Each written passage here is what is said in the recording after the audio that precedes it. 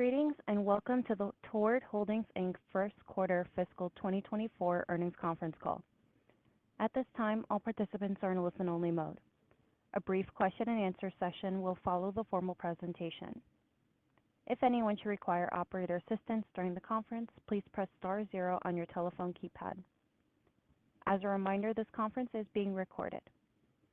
It is now my pleasure to introduce your host, Chinwe Abaelu, Chief Accounting Officer.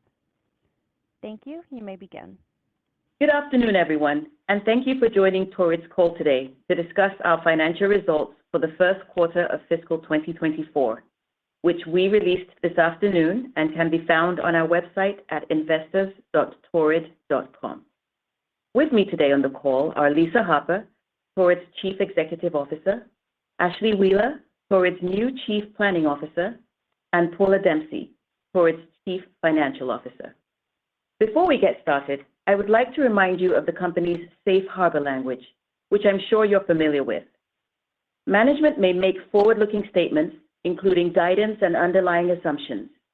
Forward-looking statements may include, but are not limited to, statements containing the words expect, believe, plan, anticipate, will, may, should, estimate, and other words and terms of similar meaning. All forward-looking statements are based on current expectations and assumptions as of today, June 12, 2024. These statements are subject to risks and uncertainties that could cause actual results to differ materially. For further discussion of risks related to our business, see our filings with the SEC. This call will contain non-GAAP financial measures such as adjusted EBITDA. Reconciliations to these non-GAAP measures to the most comparable GAAP measures are included in the earnings release furnished to the SEC and available on our website. With that, I will turn the call over to Lisa. Thank you, Chinwe. Good afternoon, and thank you for joining us to discuss our first quarter results. Today, I'll start with some important announcements about our executive leadership team, followed by an overview of our first quarter performance and our strategies for 2024. I am thrilled to announce that Han Park has been promoted to Chief Operating Officer. Han joined Torrid in 2022 as the Chief Technology Officer. He has been instrumental in stabilizing our systems and executing an IT strategy that supports the growth of our business. We also announced that Ashley Wheeler has been promoted to Chief Planning Officer. Ashley has been with Torrid since 2011, serving in a number of merchandising and planning roles, most recently as Senior Vice President of Planning. She played a key role in driving improvements in our inventory management and optimizing our pricing strategy over the past year, and will now lead the entire planning and allocation group. And finally, we announced that Mark Mizzico, our Chief Commercial Officer, is retiring. Mark has a long history with Torrid, and I'm very grateful to him for coming out of retirement after working as a consultant to join us as a member of the Torrid leadership team. We appreciate all that Mark has done for Torrid and are grateful that he is staying on as a consultant and wish him the very best second retirement. Turning to our results, we are pleased with our start to fiscal 2024. In the first quarter, we delivered higher than expected adjusted EBITDA, driven by strong gross margin expansion and disciplined expense management. For the quarter, we generated $280 million in sales and $38 million in adjusted EBITDA.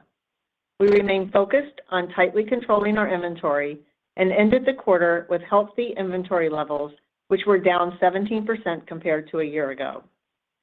Our first quarter results reflect continued progress on our key initiatives. In stores, we saw traffic trends improve as we moved through the quarter, and we had a very successful Torrid Cash event. Customers responded to our balanced merchandise assortment, both in terms of breadth of styles as well as price points. During the quarter, we experienced strong regular price comp sales in knit tops, graphics, and denim. While our overall comp declined for the quarter, it was primarily due to a decline in clearance sales relative to last year's strategic decision to significantly reduce inventory levels and promotions. We drove positive comp sales at regular price toward the end of the quarter and into the second quarter, demonstrating the strength of our new collection.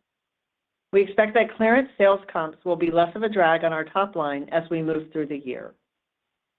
We remain focused on executing our strategic priorities, improving our merchandising assortment, strengthening our marketing message, and optimizing profitability and working capital through cost and inventory management. We were pleased with the response to our spring collections, which reflect a better balance of casual and dressy styles. The reintroduction of our challis fabrication was well received and supported a more casual look and feel to our stores. We saw a positive response to woven tops, dresses, and non-denim bottoms. In addition to balancing our assortments, we improved the pricing architecture of our collections. We offered more opening price points across categories. As part of our efforts to evolve and enhance our assortment, we recently visited our factories in Asia. We worked with our key factories to source new fabrications for Torrid to position us to get back into the chase and react model that we are known for. More to come on this in the future.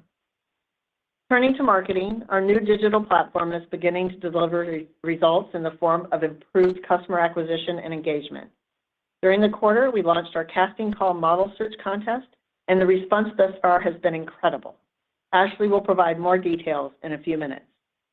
Moving to working capital, we've successfully implemented a number of initiatives to reduce our inventory levels, both in terms of cost and units.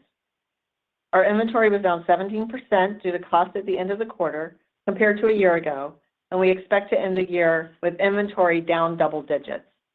This has led and will continue to lead to a significant improvement in our working capital efficiency as we move through the year. Another key strategic priority for us is to carefully evaluate our current store fleet. We are working on a comprehensive analysis of our store base to optimize our store footprint. We are reevaluating our stores based on center characteristics, market conditions, and profitability. While only a handful of stores perform below our standards, we are looking at all stores to make sure we are in the right location for our customers. We have found that stores in lifestyle centers perform better on average than our enclosed mall-based stores.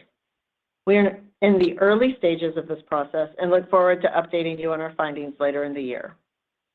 In closing, we've made tremendous progress over the past year, and we are beginning to realize the benefits of this work in our financial results. This marks another consecutive quarter of delivering on our expectations, and we believe that we are well positioned to continue to execute and deliver consistent growth and improve financial results for our shareholders.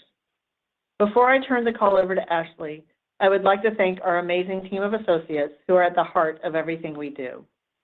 I will now welcome Ashley to the call, who will review our merchandising strategies and marketing plans. Paula will then review our financials and our outlook for fiscal 2024. Thanks, Lisa. I appreciate the confidence you have in me, and I am excited to take on additional responsibilities and lead the planning organization. I will begin today by discussing our merchandising and margin optimization initiatives, and then provide an update on our marketing strategies. We are pleased with the sequential improvement in our regular price business during the quarter and our expanding product margins, which are attributable to lower product costs as well as reduced discounting and promotion. Our tops and denim businesses in particular saw positive regular price sales and margin comps, which were supported by a shift in opening price points and diversity in leg shape. We continue to build on the success of expanding in-store assortments by adding in our best-performing e-commerce exclusives, which have yielded higher overall sell-throughs and higher margins. This initiative is allowing us to maximize the sales and margin potential of our inventory investments, while also promoting a greater cross-channel shopping experience for our customers. Our clearance store initiative continues to be accretive in allowing us to sell store markdowns more effectively and profitably, while also supporting the expansion of greater regular price assortments in our feeder stores, contributing to our gross margin expansion quarter.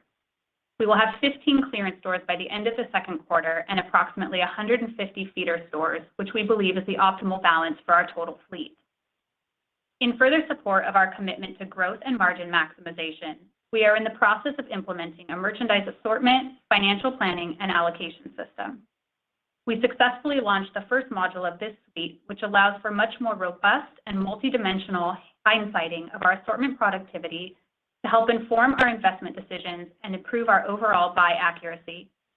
Additionally, this will be the first step in helping form the basis for the future of regional and store-specific assortment.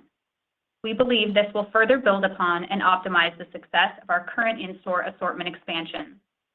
We will see the launch of the remaining modules throughout the balance of this year and early 2025. Turning to marketing, in April, we launched our Torrid casting call, a nationwide model search to find the face of Torrid for 2025. The last time we ran this popular campaign was in 2019, and our customers loved it.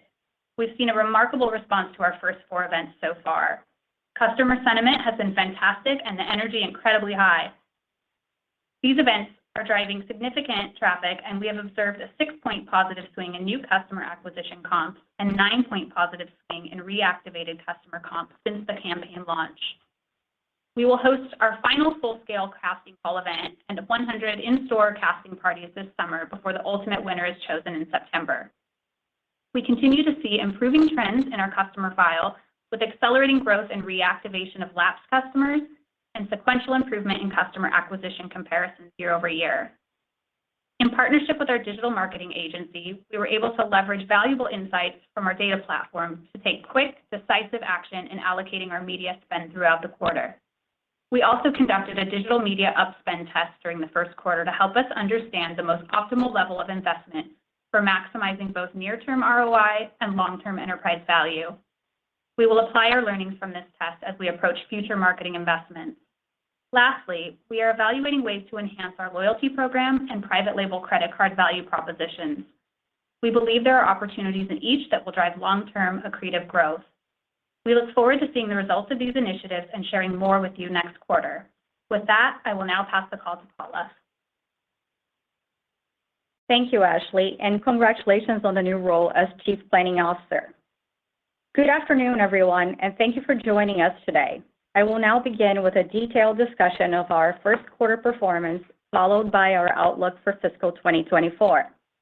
We're pleased with our first quarter results. Our sales were in line with our expectations as customers responded to our product offering, enabling us to reduce promotions, which combined with improved products led to 360 basis points of gross margin expansion. Adjusted EBITDA was $38 million, exceeding our guidance. We ended the quarter with healthy inventory levels, down 17% to a year ago. For the first quarter, net sales came in at $280 million, compared to $294 million last year. Comparable store sales declined 9%, primarily due to lower levels of clearance sales relative to a year ago. We expect a negative comp impact of clearance to abate as we move through the year, while continuing to see improvement in regular price comp sales. Gross profit increased to $115 million from $111 million last year, reflecting a gross margin increase of 360 basis points to 41.3%, driven by lower product cost and fewer markdowns. SG&A expenses in the quarter were $76.5 million, or 27.3% of net sales, compared to $71.2 million, or 24.3% of net sales last year. The increase is primarily driven by performance bonuses and technology investments, partially offset by improved labor productivity, both in-store and e-commerce fulfillment. As a reminder, we did not incur performance bonus expense last year. Marketing expenses in the quarter were $12.8 million compared to $13.4 million in the first quarter of last year. As a percentage of net sales, marketing increased 10 basis points to 4.6% compared to 4.5% in the first quarter of last year. Our net income for the quarter was $12.2 million, or 12 cents per share, versus a net income of $11.8 million, or 11 cents per share, for the same period last year. In addition to GAAP measures, we believe that adjusted EBITDA is an important measure that we use to evaluate and manage our business. Adjusted EBITDA was $38 million, and adjusted EBITDA margin increased 70 basis points to 13.7% of net sales. Moving to the balance sheet, our cash and cash equivalents were $21 million at the end of the quarter and no borrowings on our revolving credit agreement. Our total liquidity, including available borrowing capacity under our revolving agreement, was $137 million. Total debt at the end of the quarter was $301 million compared to $329 million in the first quarter of 2023. Our inventory levels continue to improve, ending the quarter with inventory down 17% to $145 million compared to $175 million a year ago. Looking ahead to the rest of 2024, we expect the quarterly cadence of sales growth to improve with sequential expansion in regular price comp and less negative clearance comp. We remain focused on executing our strategy to improve gross margins and increase Adjusted EBITDA through effective pricing, cost initiatives, and enhanced productivity across our stores and online channels. We project net sales for the fiscal year to range between $1.135 billion and $1.155 billion. Our Adjusted EBITDA guidance has been tightened to $109 to $116 million, reflecting margin benefits from our recent Q1 results that will carry through the year. We expect gross margins to remain robust, driven by improvements in product costs, better opening price points, and fewer promotions due to sustained reductions in inventory levels. SG&A expenses are expected to remain consistent with Q1 levels, owing to incentive compensation and technology investments. Marketing investments are projected to align with last year's as a percentage of sales.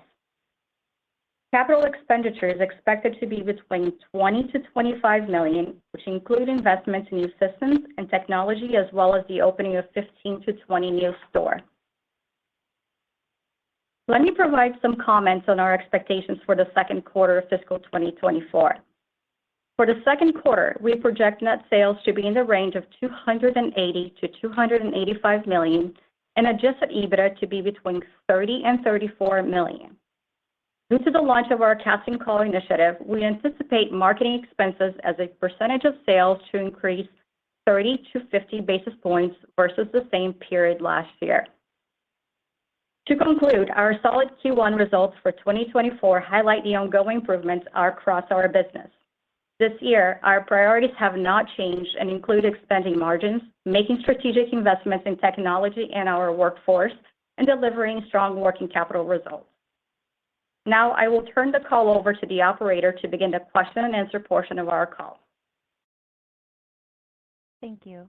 We will now be conducting a question and answer session. If you would like to ask a question, please press star one on your telephone keypad. A confirmation tone will indicate that your line is on the question queue, and you may press star two if you would like to remove your question from the queue. For participants using speaker equipment, it may be necessary to pick up your handset before pressing the star key. Our first question comes from the line of Alex Straton with Morgan Stanley. Please proceed with your question.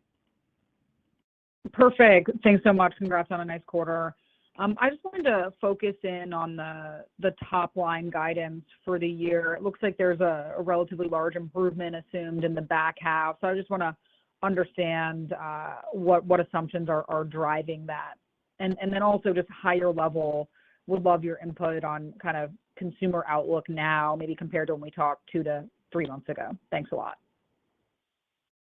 Hey, Alex, it's Paula.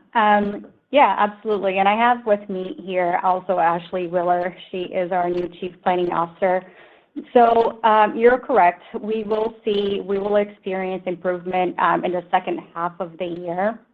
And it's going to come primarily from having lesser and lesser of that clearance comp impact that we've had.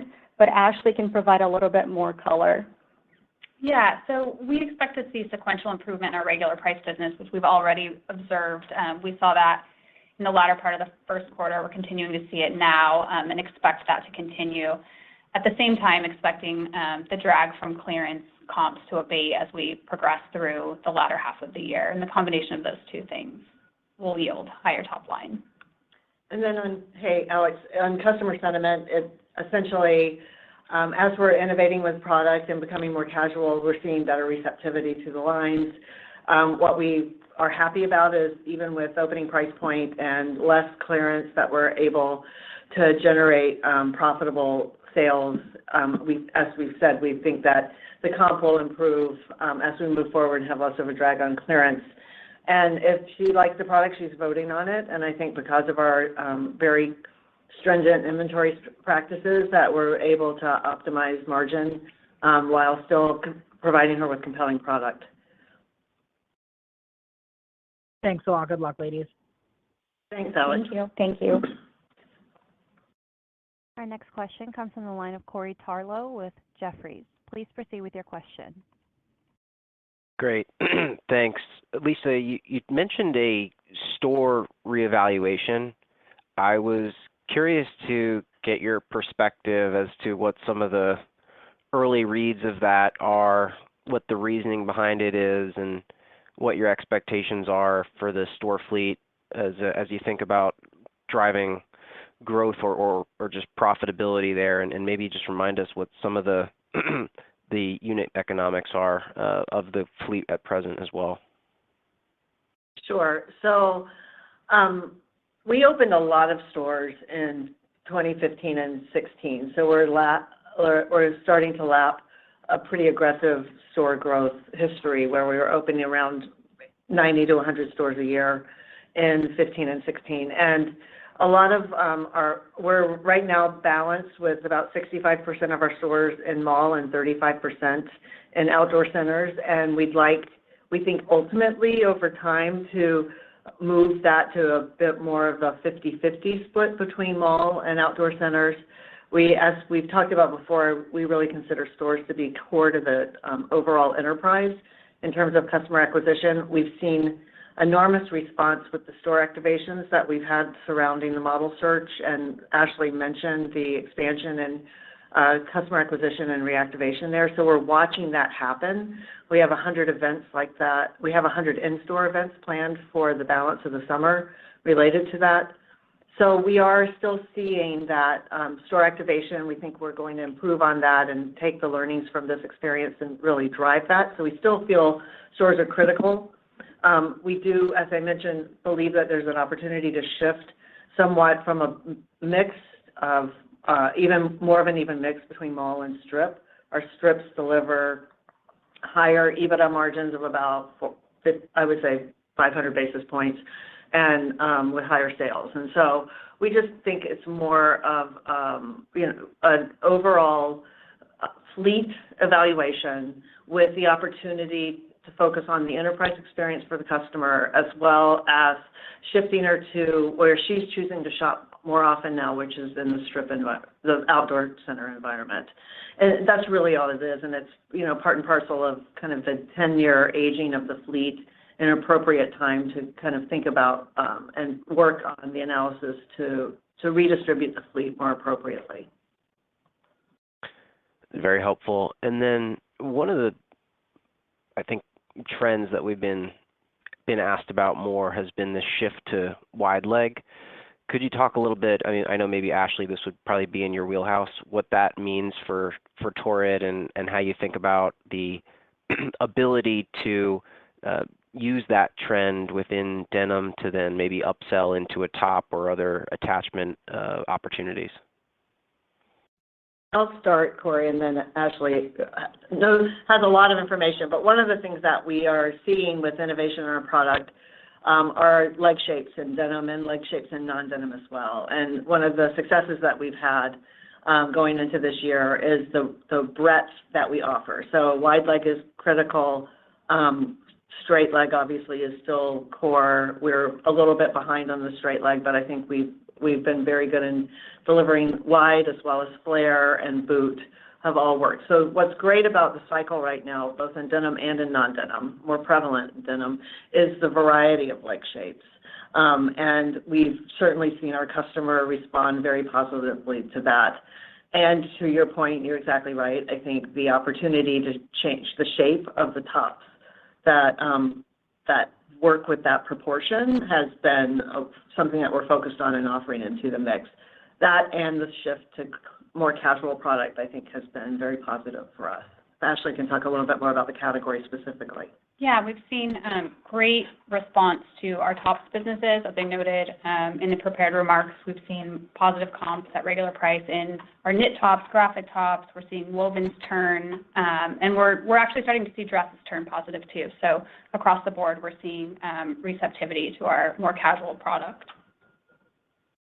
Great. Thank you so much.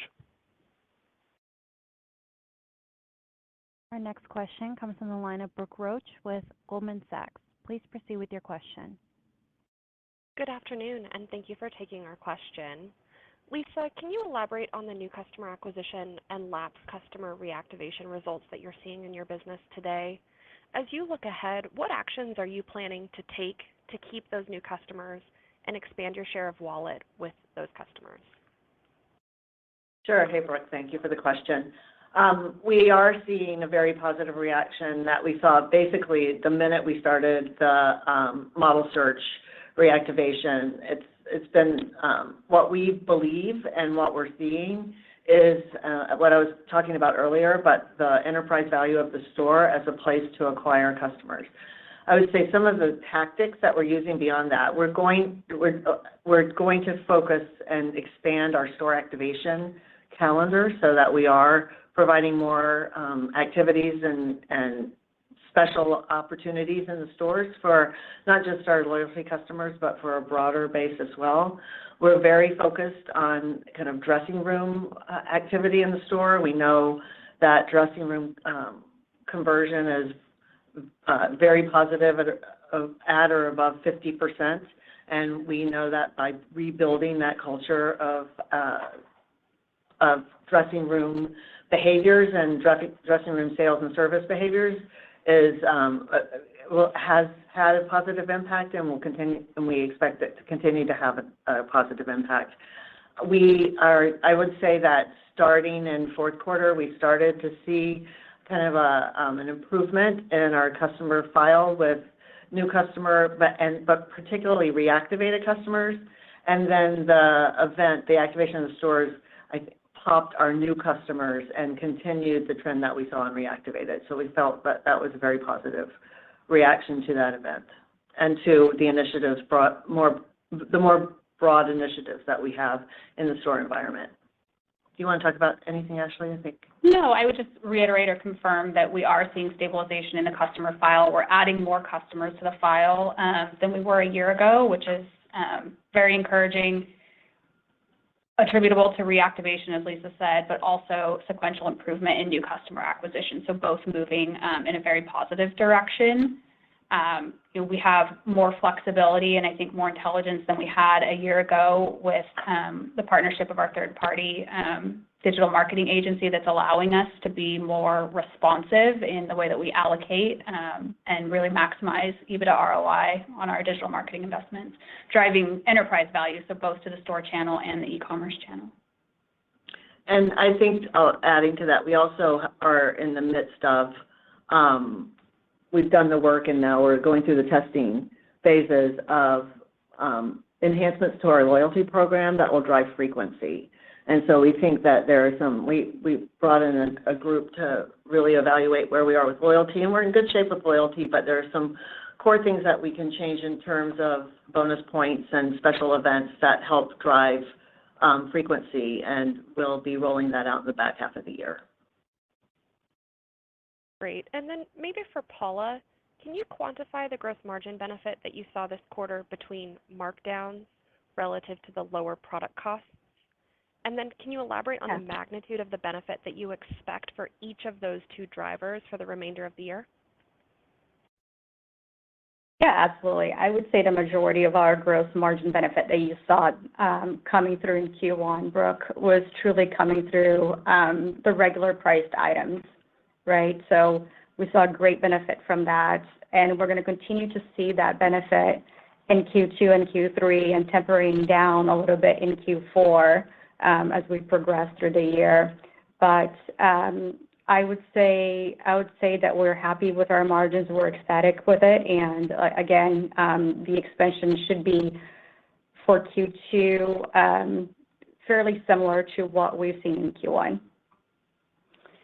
Yeah, I would add to that in Q1 specifically, about 2/3 of what we experienced from a product margin expansion, so truly just product, not fully baked gross margin, was from benefit of cost of goods. The other third from reduced discounting and markdown. We'll see that relationship continue through the second quarter, and then we'll start to see that invert as we progress further into the balance of the year, where we start to lap some of the product cost benefit that we saw, but we will have benefit from reduced discounting that continues with our inventory levels remaining far reduced. Great. Thanks so much. I'll pass it on. Thanks. Thank you. As a reminder, if you would like to ask a question, please press star one on your telephone keypad. Our next question comes from the line of Marni Shapiro with Retail Tracker. Please proceed with your question. Thank you. Hey guys, congrats on some great improvements, and also congrats on hitting 1 million on Instagram. That's like a big milestone, I feel like. Can we just get a quick update on CURV? And then also, I wanted to just dig in a little bit to the product a little bit more.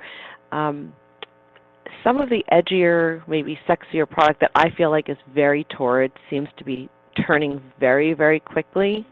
And I'm curious if that's bringing in a younger shopper, if what I'm seeing is happening everywhere or just the stores I'm in. And then just a follow-up on the stores. You talked about the planning and merchandising. Sometimes I walk in the stores and I'm just blown away. The sets are amazing, and then they're poof gone. Like what's good is gone so fast. So is part of the implementation of the planning and merchandising to sort of get a better handle on, when to replenish, when to bring things into stores, so there's a little more consistency there? Okay. Hey, Marni. Hi. Hey. I will say that we are deep into a frame rework in CURV. Our best-selling bra has pads that are too old.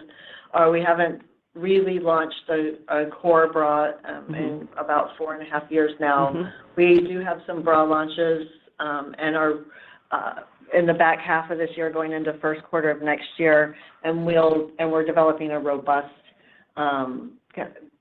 pipeline for bras that you'll start really to see accelerate as we go into early 25 throughout the year, throughout 25.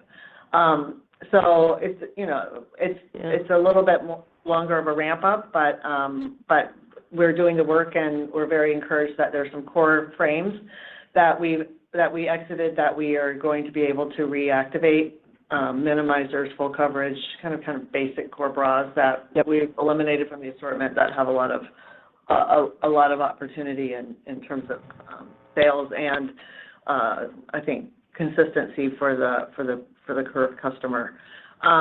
In terms of kind of edgy, sexy, what I'll tell you is the most important thing for us, I think, as we've moved through this time period, is to rebalance our assortment into a more casual vein and to add the pricing structure that we've put in that we think has worked really well for us, and really hasn't had any negative impacts over AUR, but as we've been balanced with less promotions, it's kind of worked out really as we anticipated it.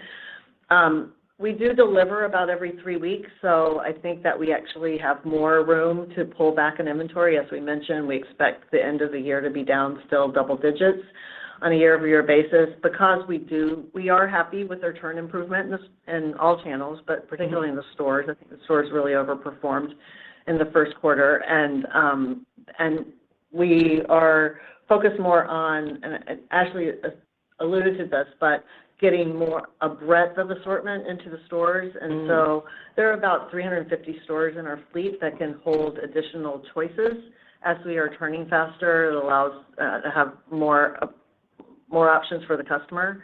And we're really, going back to the thesis that we can provide everything in our closet and trying to have a focus on a younger mindset in the store while not firing our existing customers. So all of those things are in play, and there's a lot of great work that the teams are doing, a lot of innovation in terms of fabric and shape and ease and kind of fashionability that I think we're seeing the early results of now and expect to continue as we balance the year. Then I'll throw the last one over to Ashley. I'm trying to remember what the last part of the question is. No, you sort of actually answered the last one, which is if the planning and merchandise systems were sort of in place to kind of... Yeah. Exactly. Can I just ask a follow-up on that? As I think forward about your business, Torrid, to me, always had a significant win in denim and graphics, which are now, it seems like, have turned the corner. So is the forward thinking that there are things that need to always be in stock, even if the graphics, that the actual graphic is turning, that she should walk in and there should always be a very strong and in-stock denim and say graphics assortment, and then the fashion turns much faster, and if it's sold out and you missed it, too bad, here's something new that's just as good. Is that sort of where the headset is a little bit? Yeah, I think you nailed it. I think that's exactly what we're aiming for. That's great. And then just one last one, if I could sneak it in. On your real estate off-mall, who are your favorite co-tenants? It works a lot of places, Marnie. I mean, almost every outdoor center that we put it into, it works. And so co-tenants aren't as critical as just being in the right centers. That's great. Best of luck. You know, Lisa, that I'm cheering for you guys, so best of luck. I know. Thank you. I appreciate it. Thanks. We have reached the end of our question and answer session, and with that, I would like to turn the floor back over to Lisa Harper for any closing comments. Yeah, thanks everyone for joining us today. We look forward to sharing progress in the next call for the second quarter. Take care. This concludes today's teleconference. You may disconnect your lines at this time. Thank you for your participation.